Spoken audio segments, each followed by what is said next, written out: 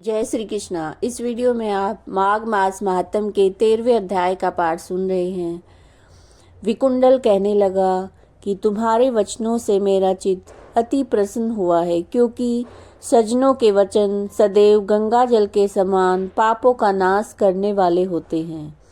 उपकार करना, मीठा बोलना सज्जनों का स्वभाव होता है। जैसा अमृत मंडल चंद्रमा को भी ठंडा कर देता है।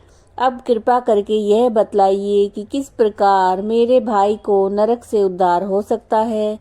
तब यमदूत कुछ देर ज्ञान दृष्टि से विचार करके मित्रता रूपी रस्सी से बंधा हुआ बोला कि हे वैश्य, यदि तुम अपने भाई के लिए स्वर्ग की कामना करते हो तो जल्दी ही अपने 8 जन्म के पुण्य फल को उसके निमित्त अर्पण कर दो। तब विकुंडल ने कहा, हे दूत, वह पुण्य क्या है और मैंने कौन से जन्म में और कैसे किया है, सो सब बतलाओ, फिर मैं अपना पुण्य अपने भाई को दे दूंगा।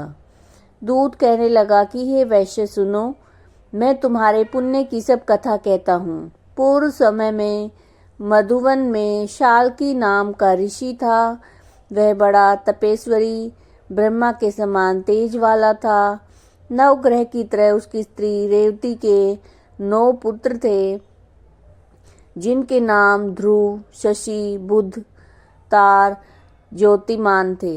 इन 5 ने गृहस्थ आश्रम धारण किया तथा निर्मोह, जितमाय, ध्यानिष्ठ और गुणातक ये चारों संन्यास ग्रहण करके वन में रहने लगे। ये शिखा सूत्र से रहित पत्थर और सोने को सम्मान समझते थे। जो कोई अच्छा या बुरा उनको अन्न देता वही खा लेते, और कोई कैसा ही कपड़ा देता उसी को पहन लेते।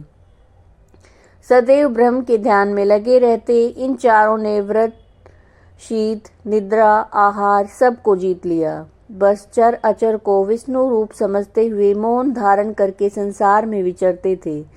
ये चारों महात्मा तुम्हारे घर आए। जब तुमने मध्याह्न के समय भूखे प्यासे इनको आंगन में देखा तो तुमने गदगद कंठ से आंखों में आंसू भरकर इनको नमस्कार करके इनका बड़ा ही आदर सत्कार किया। इनके चरणों को धोकर बड़े प्रेम से तुम इनसे कहने लगे कि आज मेरे अहो भाग्य हैं, आज मेरा जन्म सफल हुआ है, मुझ पर भगवान प्रसन्न हुए हैं, मैं सनाथ हुआ। मेरे माता पिता, पत्नी, पुत्र, गो आदि सभी धन्य हैं जो आज मैंने हरि के इस दर सांप के दर्शन किए। सो हे वैश्य, इस प्रकार तुमने श्रद्धा से उनका पूजन किया।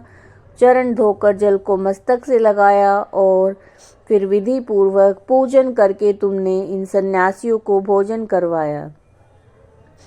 इन सन्यासियों ने भोजन करके रात को तुम्हारे घर में विश्राम किया, ब्रह्म के ध्यान में लीन हो गए। इन सन्यासियों के सत्कार से जो पुण्य तुम्हें मिला सो मैं कहने में असमर्थ हूँ, क्योंकि सब भूतों में प्राणी श्रेष्ठ है। प्राणियों में बुद्धि वाले, बुद्धि वालों में मनुष्य, और मनुष्यों में ब्राह्मण, विद्वानों में पुण्यात्मा, और पुण्यात्माओं में ब्रह्म ज्ञानी सर्वश्रेष्ठ है। ऐसी संगति से बड़े बड़े पाप नष्ट हो जाते हैं। ये पुण्य तुमने अपने पहले 8वें जन्म में किया था। सो यदि तुम अपने भाई को नरक से मुक्त कराना चाहते हो तो ये पुण्य दे दो।